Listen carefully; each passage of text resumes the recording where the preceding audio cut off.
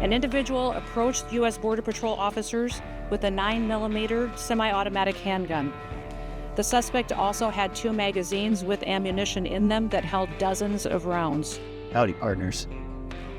Out on the edge of town, this story just don't sit right.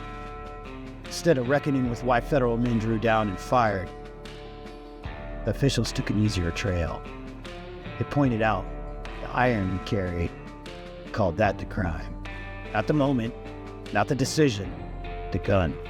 Government spokespeople have responded by suggesting that merely being armed at a political event is unreasonable or even illegal. This framing, equating lawful self-defense tools with criminality, is a recurrent tactic by policymakers and enforcement bureaucracies seeking to narrow civil liberties under the guise of public safety.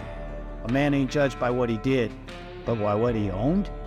Carrying a lawful firearm gets twisted into proof of bad intent, and the questions about deadly force get blown away like dust in the wind. Folks who still believe in the old rights say that's how a town loses its freedoms.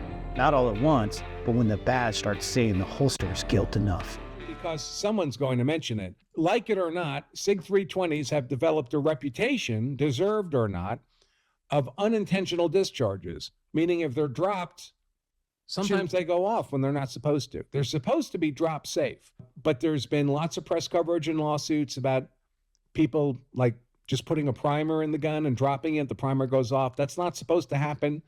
There's been lots of lawsuits where people say, I bumped the gun in the holster and it just went off and shot me in the leg, that kind of stuff. In this case, it's beginning to look, at least initially, as if one of the ICE guys perceived the gun on the suspect, this gun, and took it off his person and was turning away, walking away with the gun to secure it from the suspect. But what might have happened, remember, there's a whole bunch of officers involved. They're not all, Ethernet cable to each other's brains. They're all seeing different things.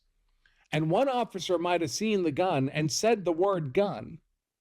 And that might have triggered that first shot by an officer. And then all the other officers begin shooting in response to that initial discharge. That does not make the shooting unlawful. It would be an awful but lawful shooting. And the right to bear arms gets buried under a convenient story. I probably would think twice about bringing lethal force, especially in a situation, in a boiling pot like this. I mean, this is happening, 2 weeks after the death of Renee Good, after she was shouted at by her partner, drive, baby, drive. It's called common sense. I mean, we have a Second Amendment in this country, and thank God for that. I'm a huge proponent of the Second Amendment. We also have a thing between the ears here in the noggin called common sense. And it's incumbent upon all of us to not leave our common sense at home, no matter how much people like Tim Walz and Keith Ellison and Jacob Fry are trying to stir up the passions of the deeply impressionable.